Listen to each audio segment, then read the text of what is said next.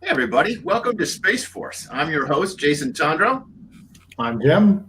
And I'm Aid, using the power of time travel to appear an hour sooner in my planet than part of the world than everybody else's. So yes. And we're here for the third episode of Discovery's third season, People of Earth. We are recording this on Halloween and also the day of Sean Connery's passing. I was reminded of Sean Connery's near miss with Star Trek. As I learned when we did our review of our analysis of Star Trek V, that originally the role of Cybok was written for Sean Connery, who wouldn't touch it with a 10-foot pole. But an interesting day. So Far From Home. People of Earth. Don't revisit that. Don't revisit that. People of Earth. Very briefly, we'll talk about all the sort of individual stuff in a minute, but very briefly, what did you think, Jim? I liked it. I think it's the strongest episode of the season. It is the most Star Trek of the 3 episodes, and I tune in for Star Trek to see Star Trek. So I'm super happy. Abe? Yeah. There's things that are starting to niggle me about this, and I'll explain more when we get into the details. But okay, yeah, it was okay. I mean, it was functional, but not outstanding. Yeah, it's interesting. The other thing I maybe should mention is, of course, this is also The Mandalorian has just dropped, and it's going to drop every week for the next 8 weeks or whatever. And so I'm going to be watching Star Trek and Star Wars, and it's really hard to not compare them. Like, it's really hard because I love them both. And of course, they're very, very different, but they fill kind of that same niche, and it's really hard to not compare them. But I thought that this week's episode was solid. I remember last week, Jim, you described Far From Home as like a workman's episode, which you meant in a negative way. But to me, I would describe this episode as a kind of workman's episode, meaning that it did what it needed to do. It hit the beats it needed to hit. It didn't have any glaring weaknesses to me. We'll get to it didn't make me hate Starfleet like I did last week. But it also didn't have me crying like it did like the first episode either. So it was okay. It was, and I think a lot of that might be Frakes, the kind of steady director, like you mentioned, Jim, like a guy who's been directing Star Trek for 30 years now. Is that a bad? Am I wildly off? No, I just said the Riker lean. Oh, the Riker lean. Yeah. All right. So, so let's get to some specific stuff.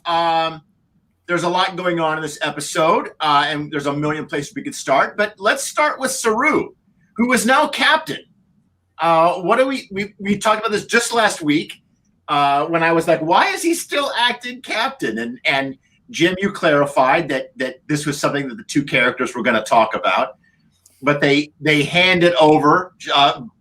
Burnham hands the captain's chair over to Saru. How do we feel about that? Jim, go ahead. I'm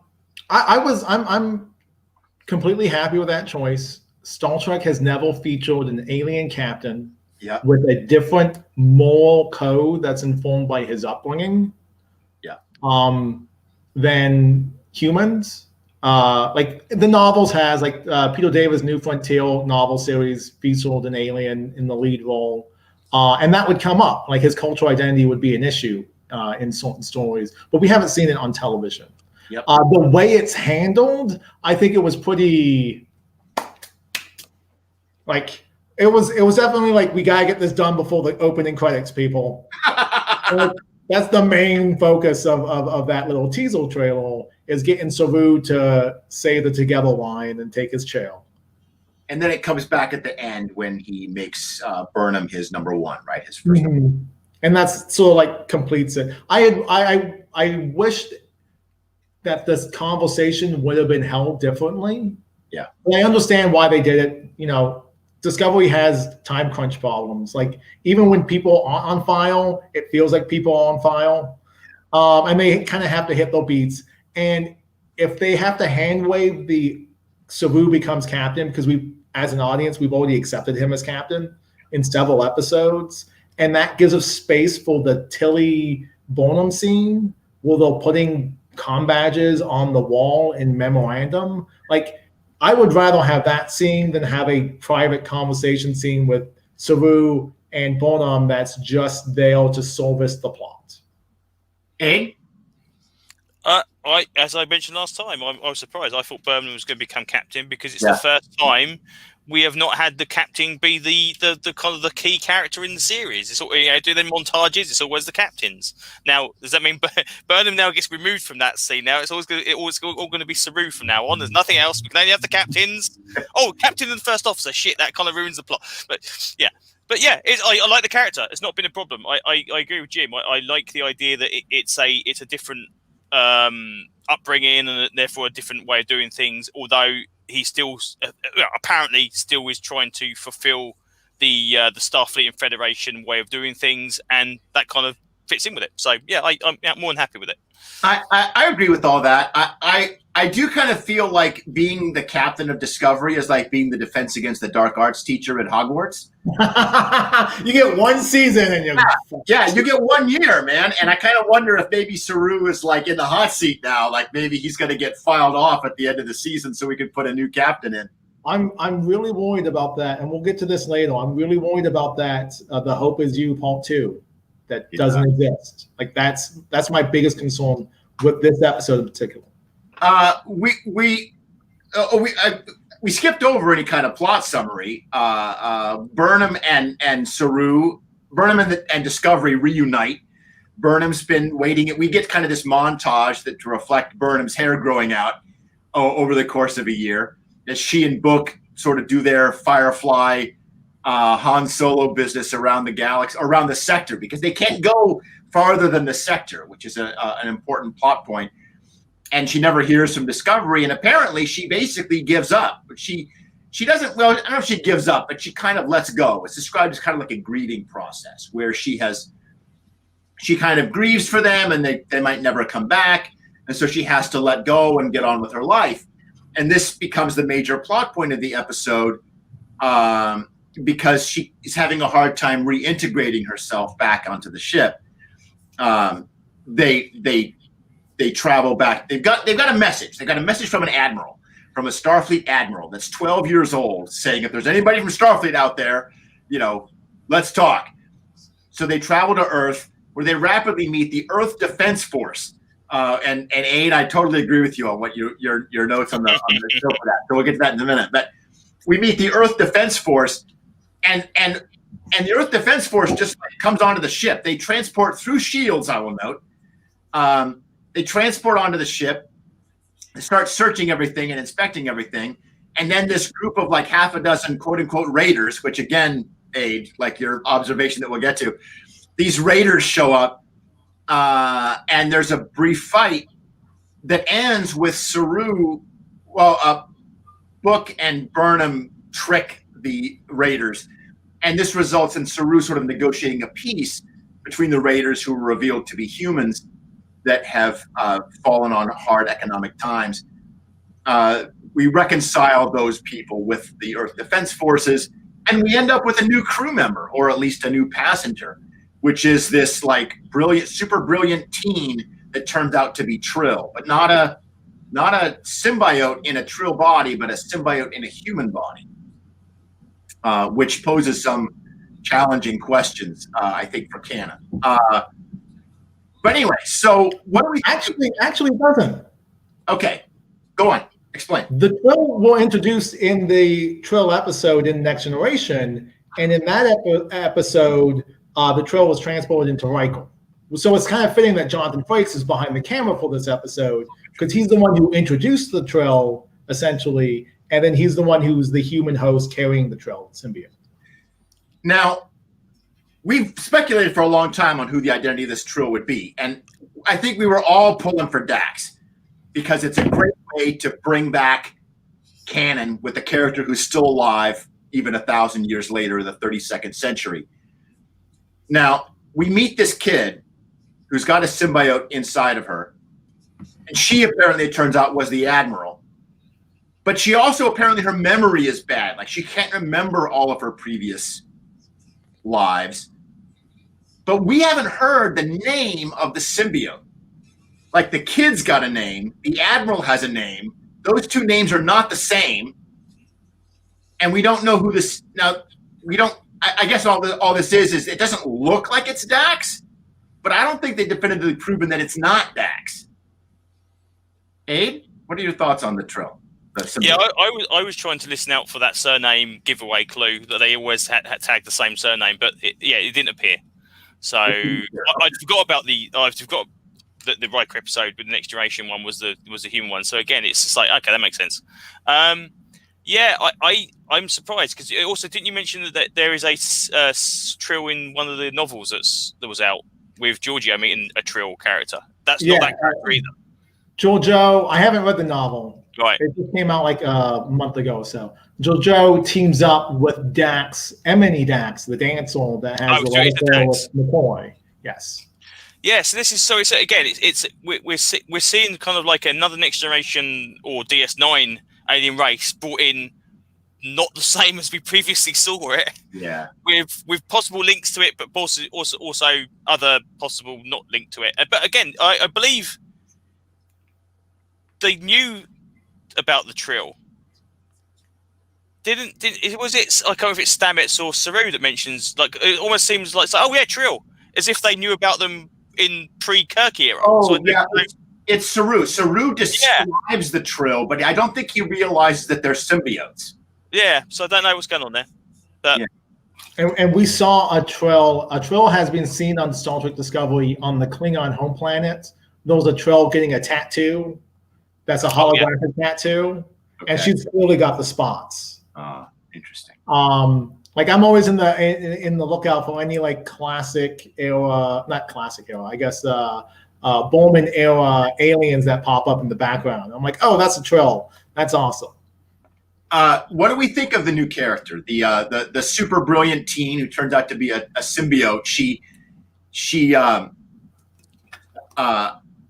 appears to, at first she's just like this sort of sabotage character that's, prevents the Earth Defense Forces from beaming back to their ships, and then is revealed as the Admiral. This seems like a sort of classic trail of breadcrumbs kind of plot. So plot point of that is, why did she do that? Why did she stop the Earth Defense Force beaming away? I can't get it. What she said was, this is what she told Stamets, I think, is that she needed to stall everybody so she could figure out what was going on Discovery. She was trying to solve the mystery of the starship. Okay. And she couldn't figure it out until Stamets comes in. And then Stamets just exposes everything. Yeah, this is what I was going to say. This is why this character just bugs me so much, because it's like, first of all, as you mentioned, do we like the character? She seems to literally almost replicate Tilly's character, the intelligent youngster who's really good at everything. It's just like, and even in the when they're talking between Tilly and her, go, just kind of going. It's like, so I don't quite know why this character has been introduced. If it's literally going to be, I'm the smart engineer that knows everything, because we've got one of those. We don't need another. Actually, technically speaking, we've got 3 of those. If you want to be really particular, But yeah, the idea that Stamets just goes, oh yeah, we're time travelers. What? No one's mentioned that. We've been trying to keep it secret for the entire episode. What are you on about? On the other hand, it's perfectly in character for Stamets to just tell everybody everything, right? Like, he doesn't really give a shit. So it's just weird. I could see that. I can understand him kind of like trying to explain the spore drive, because again, it steers all the Earth Defense Force away from the spore drive. He's just, don't touch that, don't touch it. I'm not going to tell you what the cube is. Oh, by the way, we're time travelers. I mean, yeah. When the character first showed up, I thought, what is this, like a new Wesley Crusher, like the new super brilliant kid who can do everything better? But then it's revealed that it's the symbiote, and that's a whole other story. So that seems like a different plot. And I think that they could characterize that person very different than Tilly. but we'll see. We'll see how that. I'm hoping so, because I say, as they mentioned about not having memories, I'm hoping that they don't use that as a reason to just steer into a second Tilly. I think the idea of having like some kind of knowledge of what happened in the interim between the two eras would at least make some kind of sense. But she seems like a clear way for the showrunners to give exposition to the audience, right? Like she's there to talk about how things have happened, but she doesn't know everything, so they can still hide stuff that they don't want to tell us yet, or when they don't have a good idea, right? Yeah. Mm. So there's a couple things I want to hit. Okay. Alien as a character, I think they are fine. I think the idea that Stamets will take a more, like, it seems like Stamets takes more of a parental figure because he respects their intelligence. This is Star Trek's first non-binary actor on the show. Oh, okay. Their name is Blue Del Barrio, and they go by the they them pronoun. Oh, okay. Which is the character. Sorry, Jim, I was going to say. Sorry, Jim. Just doing it because I actually asked you about this the other time, and I thought the same. I thought this was the non-binary character, and then Stamets keeps it saying she, and I'm thinking, well, is someone going to correct them? And they didn't. I thought, oh, okay, let's let it ride. But sorry, carry on. So yes, Stamets is using the she pronoun, and the story is starting with her and the she pronouns. But I don't know if that's going to develop formal. I just wanted to be, show some. Oh, for sure. Yeah, I appreciate that. Yeah, thank you. I thought the character was great. I kind of like the fact that someone 600 years, like if we go back time 600 years, we're going to be able to figure out how things work, relatively quickly. Maybe not as quickly as in Discovery time, right? But we can probably figure it out. It's like that, a Connecticut Yankee and King Arthur's court situation. Sure. Like, he didn't have any special knowledge. He just knew of the future, and is able to take over, Camelot. Spoiler for a Mark Twain novel. So I like that character. I also got the Wesley Crusher vibes. And then when they introduced the fact that they're carrying the symbiote, I was like, okay, there's more here to divulge, because it's been established that if the symbiote bonds with the host, they can't remove it, the symbiote. And the symbiote's at least been inside this person for 2 years. 12. I thought it was 12. Well, 12 years is when the message shows up, but then 10 years later, on the ship or whatever, possibly. So whatever happened with the Admiral leaving Earth and then dying en route, and the transfer of the symbiote happened relatively recently. Yeah. So I'm curious to know if the symbiote will be given to an actual Trill host, like in a Lyko situation, or is it so bonded to this host that they now have to just live with the fact that they are untrained? Like, do we have an Ezri Dax situation where she was untrained, didn't want to be a joined Trill, and suddenly is thrust in this situation? So I'm very curious. I thought the actress came off like it was just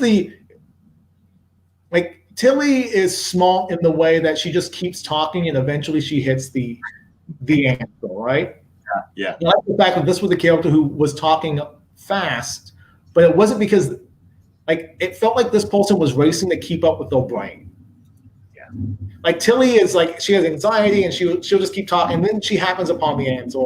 Whereas this person's like, I am talking at this rate because my brain is thinking 10 times faster than that. And I'm being given all the stimuli that doesn't make any sense. And there's a mystery. And you guys are just getting in the way of said mystery. Sorry. I was going to interrupt you. So, the interesting thing about this is that timeline of the Admiral apparently dying 2 years ago, the message being sent 12 years ago. Yeah. Where does Starfleet on Earth fit in with Earth Defense Force actually owning Earth? Because theoretically, that means there was a Starfleet officer on Earth at least 2 years ago. Was he the only one? Because they just seem to also display say, oh, they're a fictional race of people that lived here many moons ago. And it's like, well, 2 years ago, there was a Starfleet officer on your planet. What are you on about? So they seem to be very vague in exactly how that happened. I mean, Starfleet Academy looks the same as it did, apparently. I think the Earth Defense Force Admiral or whatever, she says that Starfleet left over a century ago. Yeah. So I don't get it. Well, no. So we're having a problem that Star Trek has all the time. Okay. So there's the Federation, and then there's Starfleet. True. So like the problem the show always has is delineating between those two bodies.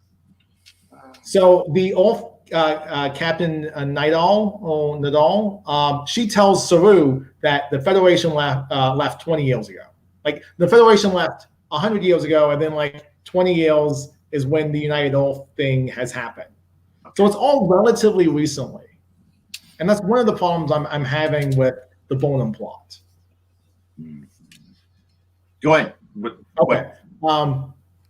So you made a comment 2 episodes ago, Jason, that you feel that the show had always intended to be at this point, and you got the pushback from me.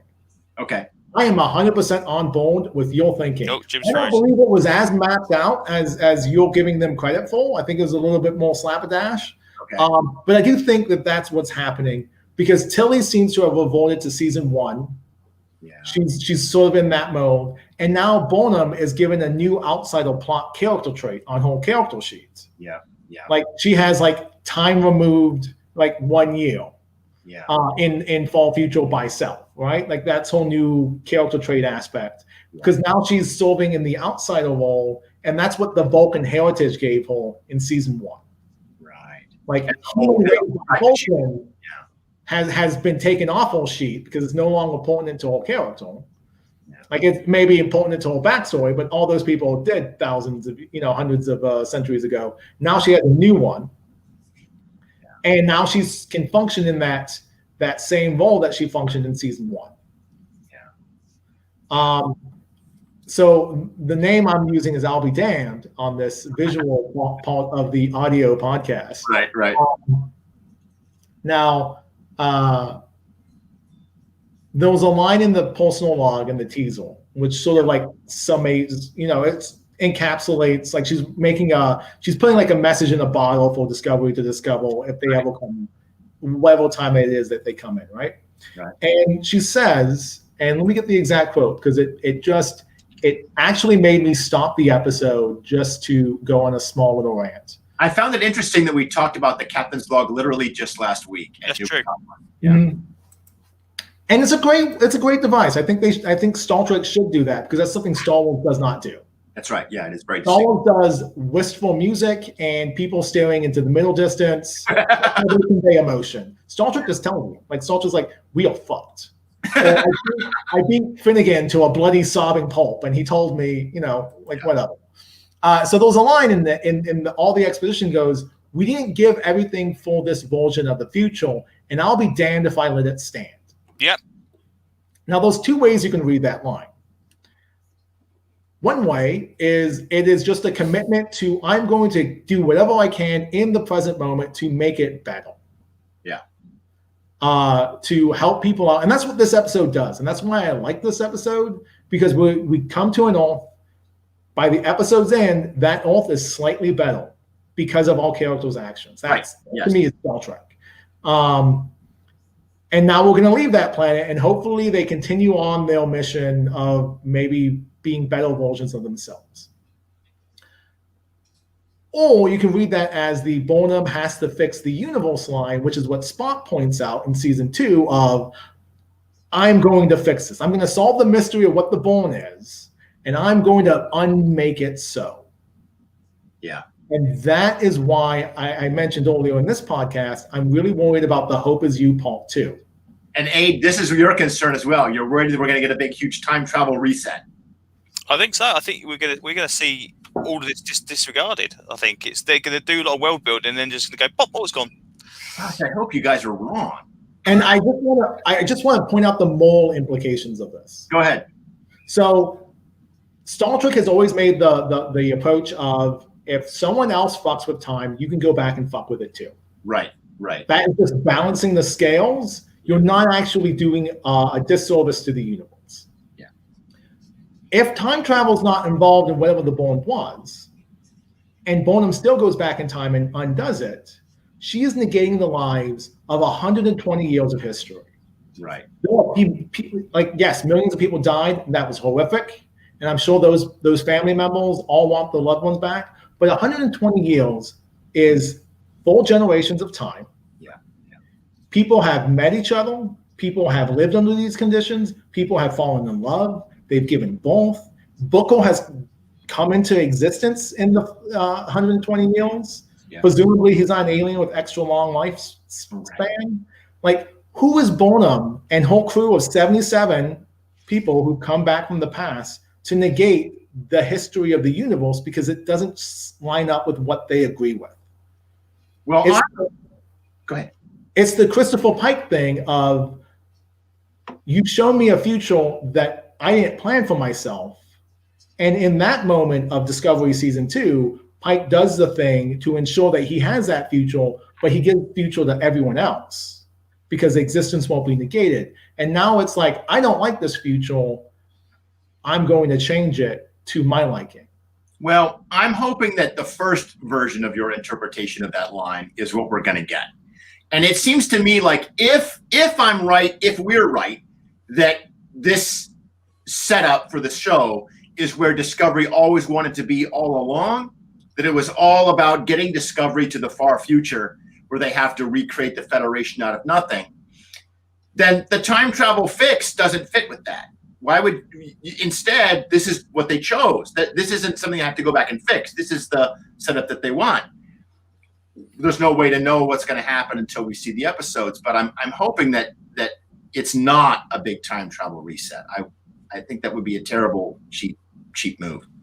The only problem with that is as well is you could have done that from day one. You could have done a Voyager 1 episode. Oh, we've traveled into the future. Oh, okay, now we've got to live here. They did Caretaker in 1 episode. They went across the galaxy. So the idea, you just shoot them through a wormhole. Episode 1, season 1. They're there. This could have been Discovery from day one if they wanted to do that. Well, I think the reason now I'm not in the writer's room. I don't know, but going back to my original metaphor of Westworld, I think they kind of feel like a lot of people don't know what Star Trek is. People like you and I and Jim, we all have our ideas of Star Trek. But if you're making a show that's trying to capture new audiences, you have to show them what Star Trek is. What is the Federation? What is Starfleet? And then it means something when it's threatened in the first season. And then we see it demonstrated in the second season with the whole Pike as kind of a model captain, kind of an exemplar captain. And then so we go from step 1, questioning what is Federation. Step 2, season 2, this is the Federation. Season 3, now I have to create the Federation ex nihilo. I have to make it out of nothing. Maybe I don't know, but where I thought you were going, Aiden, and what really bugged me about this is that goddamn year-long skip. Like, we've lost our communications officer, the communications chief. The skip is completely annoying, and also the fact of, like, there's no mention of him. Where'd he go? What happened? Yeah. What's like, you're telling me he didn't come on to Discovery? You're telling me he didn't want to go and see Earth after waiting for 40 years? Where did that character disappear to?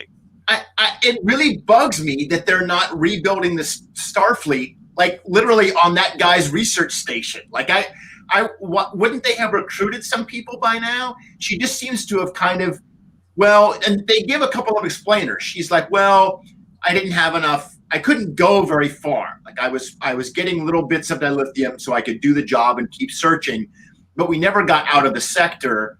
We were too far away to do anything. I had this message from this admiral on Earth, but I had no way to get there. We kept scanning, but there was nothing to find. Because we see in the montage she's got something with the NCC numbers on it. Yeah, that she picks up. So obviously she's still looking for something to do with the Federation. So hopefully now we've literally just gone. Like, my original idea was, they're going to have kind of like season-long journey to Earth, which they did in 15 seconds because they spore drived it.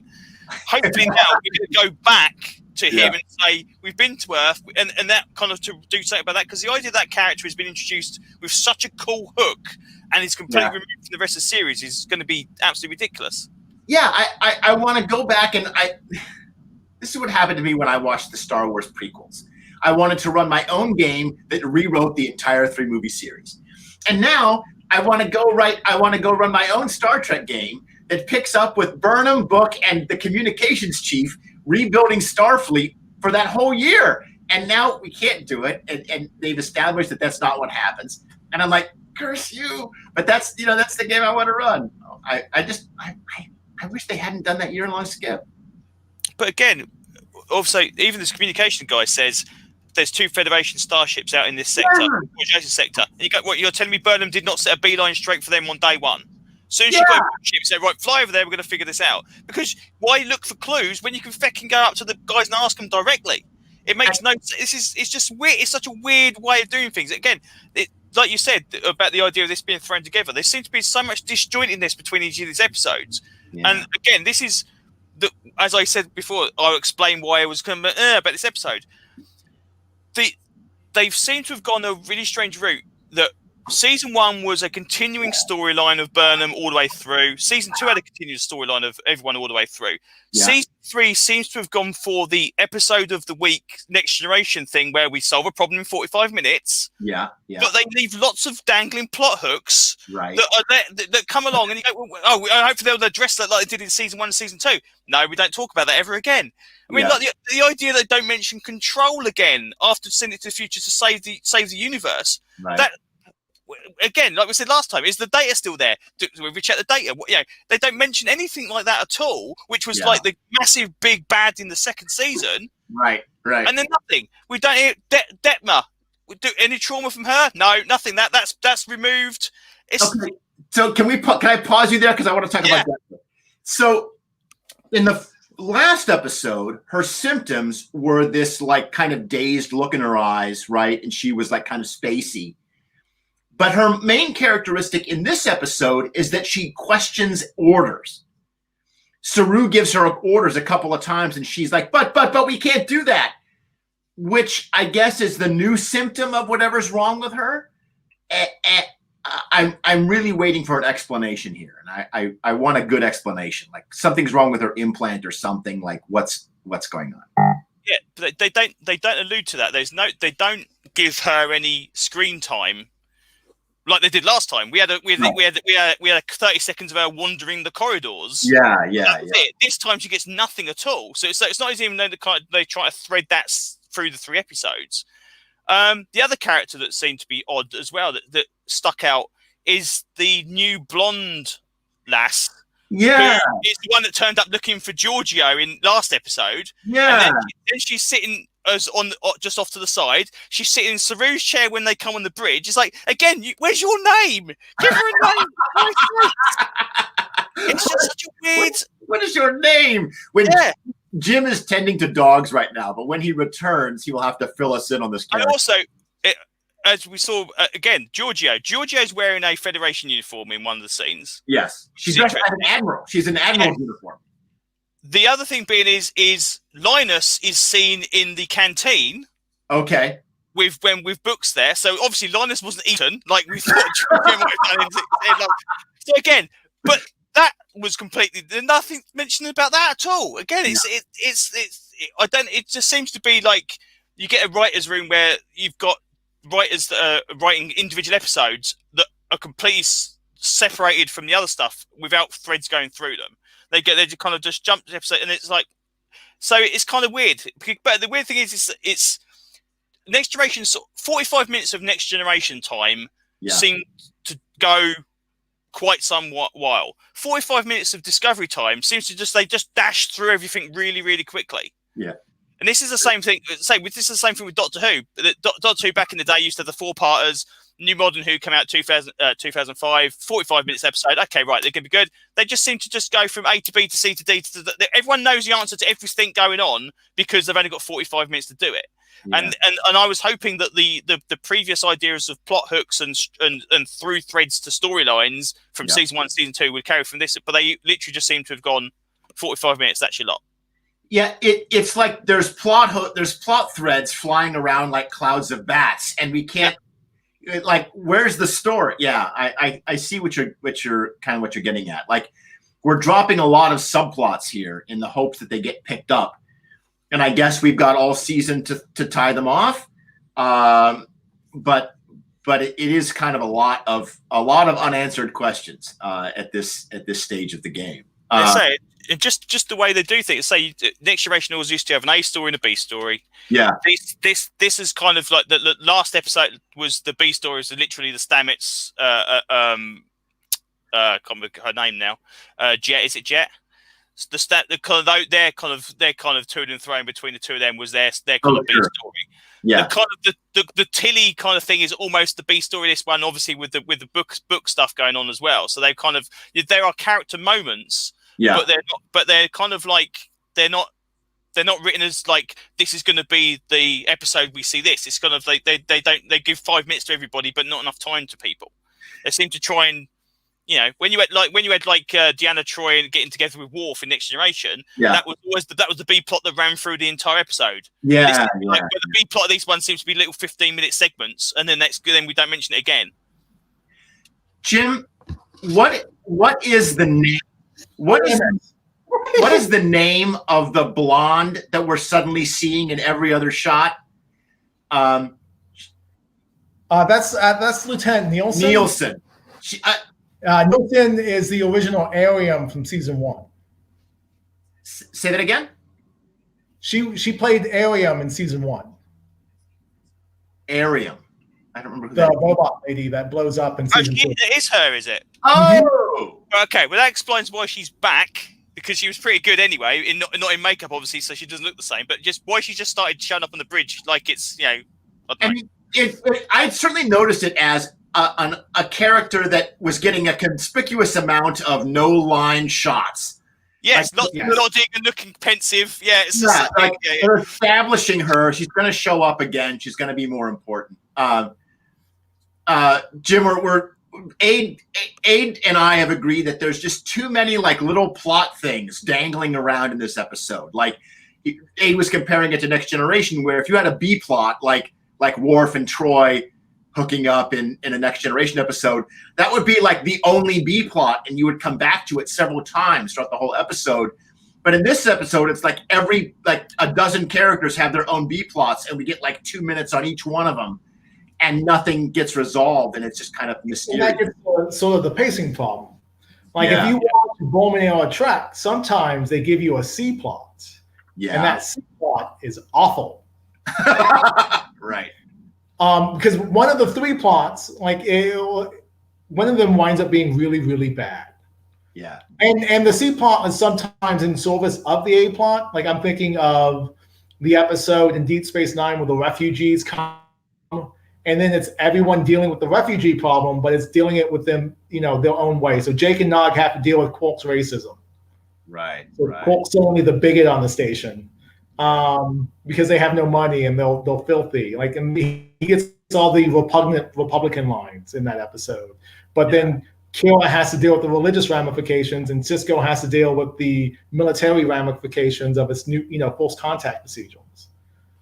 Gotcha. So, sometimes they broke out into a C plot, and the C plot was never. But now we have like Z plots.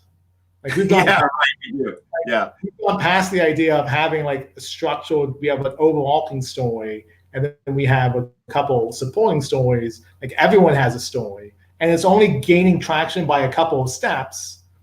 But the next episode, they'll have to repeat those same steps, and then maybe they take another step forward. I think that's the reason why we only got 1 together this episode and not 3. Yeah, Jim and I have been texting ourselves back and forth all week because I get really, as we touched on this last week, Saru had this trope last week where he kept giving these speeches about how we'll get through all of this together. And what it reminded me of, and this is going to get us to Aid's point, because Aid, you noticed something about Earth Defense Force? Go ahead.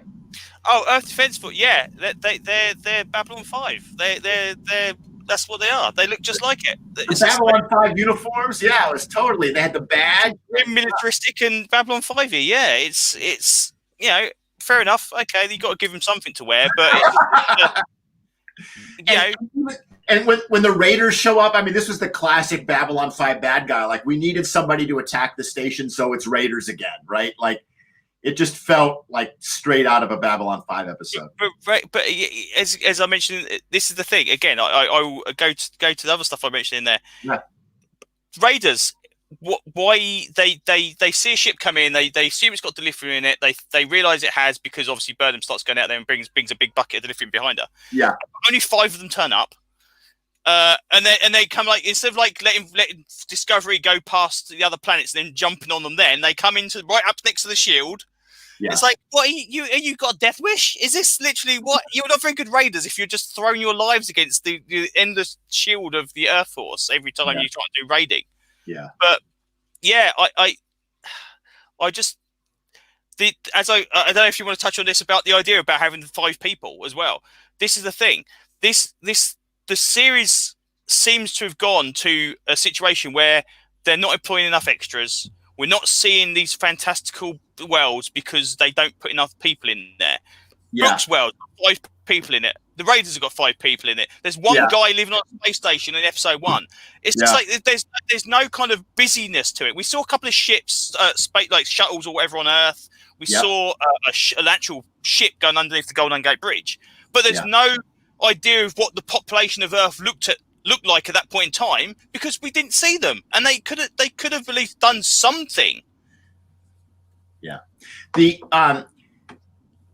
reason why the show, another thing about the show that reminded me of Babylon 5 was that when in the second season of Babylon 5, Bruce Boxleitner comes on the show as character of Commander Sheridan. And his character was just not very well developed. We didn't know anything about him. The writers hadn't really fleshed out the character. We knew that he grew up around orange trees. Like, he grew up on Earth with orange trees. And so every time he would show up on the station, there would be oranges. Like, he would be peeling an orange, or he'd be eating an orange, or he'd be talking about oranges, or he'd be throwing an orange like a baseball or whatever. And the techno mage will pull out an orange blossom from his pocket. And Boxleitner himself was like, what's up with all the oranges? Like, he talks about this in the director's commentary for the episodes. And it was just because that's the only thing the writers knew about him. So it was all they grabbed onto. And this, for me, was like Saru's freaking together speech, right? Like, he has one speech, and it's one speech is, we'll get through this together. Well, if it was the first episode we've ever seen for Saru, that would make sense. Like, I would buy that. But Saru's got 2 seasons of character building before him, man. Like, he should have more than one speech by now. Now, that being said, he does have his one together moment in this episode, but it's when he gets the captain's chair, and it's his captain's speech. And okay, I'll give it to him. He gets one gimme. He gets one together, right? But I really hope that I want to see more out of Saru in the episodes to come. But I think that together line is setting up the conflict of the season. So we know that the mystery plot is going to be what happened with the bomb. How are we going to solve it? Like, all Star Trek Discovery has been like, there was always like an overarching mystery plot that has to be resolved. Yeah. The conflict is, we're going to get the resolution, and Burnham's going to have a solution that she's going to do on her own. Like this episode shows, she saves the day, and she's awarded a promotion, and she gets kind of a talking to by Saru. Yep. But it's not really like she doesn't have any consequences from her actions. Well, so let's pretend for a minute that you guys are right and we're setting up a time travel fix. The pattern of the moral dilemma is clear then. They find a way to go back and fix the burn, and Saru's like, great, let's do it. And Burnham's like, no, because I'm in love with Book, and I like this universe, and I don't want to change it. I think it's going to be the opposite. You think so? I think it's going to be Burnham is going to be the advocate for for changing the universe, because it doesn't fit with what she wants. Well, it's strange, because the whole point of this year-long skip is to give her attachments to the universe, other than Starfleet. She clearly has feelings for Book. Book's feelings for her are more implied than they're more subtle than Burnham's, who gets the wistful look in her eye every time he leaves, which is fine. I have no problem with that. I think Book's a great romantic lead. And he had some like Will Reichel strut to him. I think he definitely got some direction from Jonathan Frakes. That's great. You know what the thing I could not help but notice about the whole book Burnham interactions, and it's our title for the episode today, is their whole remember that thing that we did in that place that time routine, right? Which they do throughout the episode. And it's such an ingrained trope that Ocean's 11, another wonderful film, makes fun of it. When one of the characters actually says, and then there's that thing that we did in that place that time, and I'll never forget it, right? And Rusty says, "I've never been to Belize," and they don't even have to. They don't even actually put names in that sentence. We don't name the place and the thing and the person that we did in that time. We don't fill in the Mad Lib because we don't have to. We're just making fun of the trope. If this was a game, if this show was a game, this episode has an aspect on it called "That Thing We Did in the Place That Time." And Book and Burnham can tag that aspect and say, "Hey, remember that thing that we did in the place that time?" And then Book gives a +2 bonus to Burnham for whatever she's going to do next, because it's just like the thing that we did in the place that time, right? This is the thing. Sorry, go on. I was going to say, this is the thing that this kind of niggles me about Burnham's character. Yeah. Because Burnham's character seems to be like, right, the most important thing to do on episode 1 is we've got to find Discovery, Year later, well, I found them now. I'm not sure if I really want to be on the ship anymore. Yeah. And I genuinely thought she was going to leave with Book, and we were going to have a 2-episode thing where we'd have a half episode of one, half of one episode. Yeah. Because so much indecision was going on there. And then she does the thing where she kind of like, technically speaking, she's still a Starfleet officer, but she's disobeyed orders. She pisses off with a load of dilithium. Yep. And they come back and say, "Yeah, saved the day." And they go, "Oh, well done. Well, that's brilliant." Yeah. You're now first officer. Fantastic. And you go, well, it's like as though just because you're away for a year doesn't still mean you're not a Starfleet officer. Yeah. It's just like, it makes no, it just, a character's getting annoying in that respect, because it's just the disregard for something she claims to be so dedicated to, and just goes, "Oh yeah, but I kind of really like a man, and if I like him, then I'll just disregard my entire ethos because of a guy." It just seems to be like, it's just ridiculous. Jim. So the reason why I think Burnham is going to be the one who, Burnham's character is always about doing something to fix something. Okay. Like, Burnham's character is never about passivity, being passive. Right, sure. Saru's character has a streak of being passive to him. Sure. Yeah. Like, he'll stand up for himself, like he does when he tells the captain she has no jurisdiction on the bridge of his starship, and that got a fuck yeah out of me. Like, that was like, you go, Saru, you stand up for yourself. Like, someone needs to say it. Yeah. But Burnham's always about fixing things. Like, she's always about, like, I have to Vulcan North pinch my mentor and dear friend captain because I need to shoot the Klingon ship to blow up the Klingon so they respect me and they back down from this war. Right. And throughout the whole show, she's always the one trying to fix, like, she shoulders the blame for the destruction of all mankind, and Spock calls her out on that bullshit. Yeah. Like, publicly, in front of people, Spock calls her out on it. Like, not privately in a room, like in front of Captain Pike. He's like, "No, you've got this innate need to fix everything because that's what you do." So I really think it's going to be Burnham does an action and Saru's going to oppose that action, because she's the unstoppable force. That implies motion, and he is the immovable object, and that implies standing still. Yeah. That makes sense. And she definitely is the more action hero, protagonist type. That's certainly true.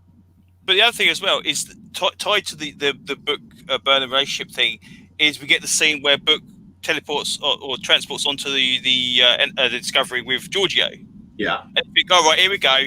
We're going to see the idea. Giorgio's going to start laying down a devious thread to say, well, okay, tell me the real deal about this galaxy. Tell me what's going on. I want to know all the stuff I can try and manipulate to make my thrust into taking over for the Federation. And what do we get? Oh, you really like Burnham. Kissy, kissy, kissy. It's like, my God, what the hell? What a wasted opportunity. This is just like, you really, that's the one thing you want to talk about. after going to in the far future, and you're an ex-empress of an alternate universe, is, oh, you really like Burnham, don't you? It's just silly. If I was Michelle Yeoh, I don't think I would be very happy with my part, with my writing in this show. But I guess, I don't know, maybe I'm wrong. I do like the fact that JoJo gets one action. Like she delays action the entire episode. Like she'll use table talk. She'll point out, like, here's the metaphor of the episode, that in case you guys weren't figuring it out. Yeah, and she'll repeat that metaphor, and it's a pretty good line. Like, I like it. Obviously, I just used it. I really did kind of like it. But she gets one action, and it's to unmask the alien. The alien. Right. Yeah. And it's the most JoJo thing she could have done in that scene. Right. Yeah. Yeah. And just got to the point of, okay, this is taking too long. Obviously, this guy is human. That's an environmental suit. I've stared at it for the last 20 minutes while you guys have dicked around in between. Yeah. Oh, you guys blow us up, and you guys keep on, hold your gold, and I'm just going to cut to the chase. Yeah. I did kind of like that. The meet cute with Book, I thought I was charmed by it, mainly because I thought, okay, what guy hasn't shown up and had the disapproving parent conversation? Yeah. In some way? Oh, not just Guy, but like what Paulson hasn't had that sort of interaction that's awkward, and it's like, no, we haven't done that. No, I don't have to justify myself to you. Well, I mean, he first thing he does is he says, "Oh no, she's not my girlfriend." Okay, Those words are hyphenated. She's not my girlfriend. She is not my girlfriend, right? Which means she is your girlfriend. You just can't call her your girlfriend because you haven't had that conversation yet. I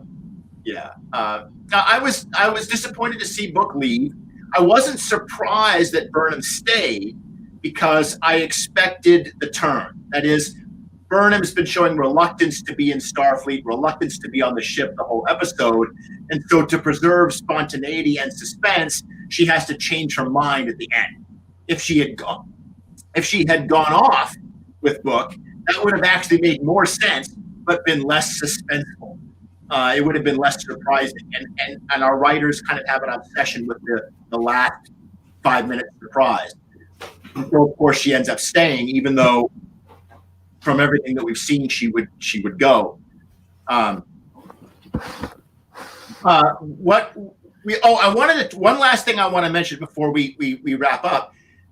And Jim, you mentioned it very briefly, that Tilly, the Tilly Burnham reunion scene, which is a wonderful bit of character acting on the part of the two of them. And in my favorite bit of the whole episode, actually, I love that bit where Tilly gets Burnham to admit that she'd given up on them. Like you let us go, didn't you? And Burnham's kind of crying and saying, yeah, I did. And Tilly absolves her and says, it's okay. It seems to me like that 1-year gap, I don't think they should have done it. But if they're going to do it, it really should have been like a 10-year gap, right? Like that would have made a lot more sense for Burnham to have given up on Starfleet completely, and for her attitudes for her to have acclimated to the future to the degree that they want her to have acclimated to the future, for her to be so surprised to see them, for that to be a cheerful reunion. I mean, a year is a long time, but hell, I've hardly left my apartment since March. I can handle I can handle a year. Yeah, I think you've hit the nail on the head of the thing that has been a problem for me since they introduced the 1 year later jump. Okay. Which is, we're not going to get the rebuilding of the Federation on that one platform, wherever that guy was at. We're not going to get those stories, and we wanted those stories because the audience latched. Like, this is the problem with modern television. They make all those shows in advance. Yep. And they can't respond to the audience. Like TNG responds to the audience over time, especially when you know what to look for. Yeah. The modern shows, they before episode 1 releases, they're doing post-production on the last episode. There's no room to rewrite anything. Right. There's no room to focus on any beats that may be pertinent to what the audience is asking for. So by doing the 1 year later jump, if they were going to do it, like in my head, I'm just like, make it 5. Make it 3. 5 would have been something, yeah. Yeah, make it 3 years. That's the length of the original series. Right. it doesn't have to, like, 1 year, like, that's 12 issues of a comic book. That's 2 stories for me. Yeah. Right? Yeah. Like in comic time, that's just 2. I get 2 graphic novels at the end of the year, and that's my Superman stories. Like, that's nothing. But make it 3 years, make it 5 years, make it 10. You know, I think what they didn't want to do is they didn't want to wind up covering the actress in a bunch of makeup. You're probably right. Yeah. And I wouldn't want to do that either. But maybe a streak of color, you know, of white in her hair, you know, maybe you know, they could have done subtle aging and then made it 3 years or 5 years. Honestly, I think you could have conveyed the time just with how she's dressed. Yeah. Because 10 years or 5 years or whatever in the 32nd century doesn't have to mean anything in terms of appearance. Mm-hmm. I mean, Doc Brown can come back and peel his face mask off and say, you know, what do you think? And we're good with it. So I don't know. Aid, any other things that we haven't touched on? Anything we missed?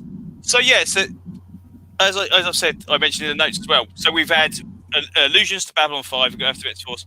My fear now is we are now going into Battlestar Galactica mode. We are looking for the last Federation outpost out there. Not the Earth, and every single episode is just going to be: is it this one? No, it's not this one. Is it over here? No, it's not here. Is it beyond the tree? No, it's not. So, and I think this is the problem. We the idea of building your own Federation was a good idea. The idea of chasing the Federation around the universe, when we know there are ships out there because we've seen them. Yep. Just spore drive to their location. Now you can do that. Job done. Send the scan out. Spore drive done. You're there. You know, I don't quite know where they're going to go with this, and I'm really worried that we end up not fulfilling like an overarching storyline. We end up doing episodes of the week where we solve a tiny problem, which is kind of insignificant. It's never mentioned ever again. Yeah. We'll see. Yeah. Jim, anything we missed? I do like the fact, like, modern day Star Trek is obsessed with the episodic nature of classic Trek. Okay. And what you mean by that?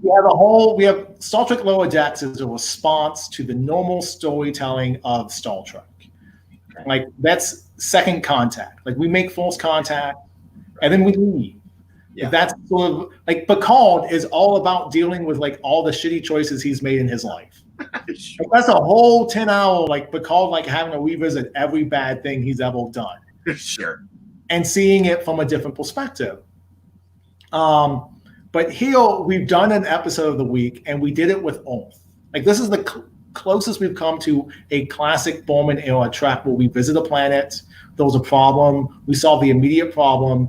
Everyone's a little bit better off for us having been there, and then we get the hell out of Dodge. And I kind of love the episode for that. And that it's all home planet that has the problem. Like, Earth isn't perfect. We're not perfect. We're never going to be that Roddenberry ideal that he preached in the first 2 seasons of TNG. Right. But we can have hope that we'll be better than we were yesterday. I was struck watching first this episode and then watching The Mandalorian immediately after it, that both of those episodes, the main plot was bringing 2 groups that hate each other or that have a history of fighting together and resolving that into a peaceful cooperation. But The Mandalorian does it by having everybody team up to fight a giant monster. And Discovery does it by Saru, like, basically taking the hit. Like, the Discovery getting in between the torpedoes and taking a bunch of getting punched around the block, being the martyr. And it struck me as very Star Trek-y and very Star Wars-y. Like it, and I love the fact that Saru took action. He was much better in the captain's chair in that moment than he was in the bar last week. And yes, it put us in peril and it did a bunch of damage to our ship. Discovery's going to have to get a tech upgrade at some point. They are fighting bad guys that are just like a quantum level above anything they have. They get hit with 1 torpedo and their shields go down. Like, we're going to have to get like a tech upgrade subplot at some point, which again reminds me of Babylon 5-8, if you remember, when the station got equipped with a bunch of new weapons, like at the end of season 2 or something. Yeah. Well, we will be back. That's why we have the tech genius. We have the tech genius to give us the upgrade. And we also have whatever the hell is happening with Detmore to give us another upgrade. So they're moving. I mean, I think the show recognizes we're punching out of our weight class. Yeah. Do we have a name for next week's episode? I don't actually know. So we will be back for it, whatever it is called, and undoubtedly I'll have another comparison to Mandalorian. So please forgive me. But in the meantime, thanks everybody for watching, and we'll see you next week. Bye.